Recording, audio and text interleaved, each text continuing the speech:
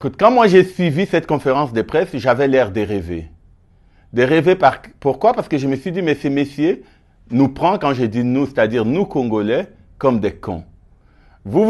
Comment comprendriez-vous, mes patients, qu'aujourd'hui, je vienne, je prends ta maison, je te mets dehors, et au bout de 2 ans, je reviens, je dis, écoute, la maison est tellement grande, est-ce que tu ne veux pas revenir un tout petit peu, me payer un peu d'argent pour profiter de ta maison?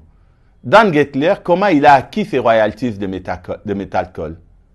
Comme toujours, il a un modus operandi connu. Grâce à sa relation avec le président Kabila, avec M. Yuma, qu'est-ce qu'il faisait? Il lui cédait des actifs miniers congolais à de vil prix, et lui, après se les approprier, il les revendait à des prix exorbitants. En 20 ans de présence au Congo, contrairement à son discours qui dit qu'il a investi des milliards, il est arrivé au Congo avec 5 millions de dollars dans ses poches, c'est ce qu'il a donné à André Laurent Désiré Kabila. Aujourd'hui, 20 ans après, il est devenu milliardaire grâce à l'argent du Congo.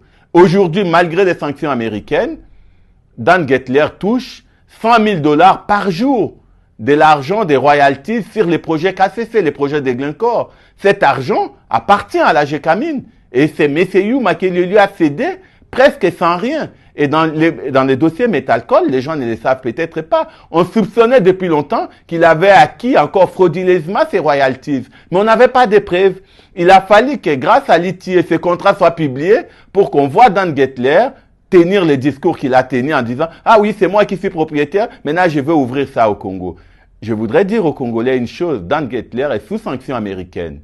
Collaborez avec lui, travaillez avec lui, non seulement faites de vous des personnes qui collaborent, qui violent les sanctions américaines, mais en plus, ces messieurs n'a pas d'offre à nous faire. Il doit se retrouver en prison pour tous les pillages qu'il a fait de la richesse congolaise. Aujourd'hui, notre demande principale est à 2 niveaux. Nous exigeons absolument que la justice congolaise ouvre une enquête contre Dan Gettler et nous demandons aussi des mesures conservatoires sur l'ensemble de ces affaires au Congo.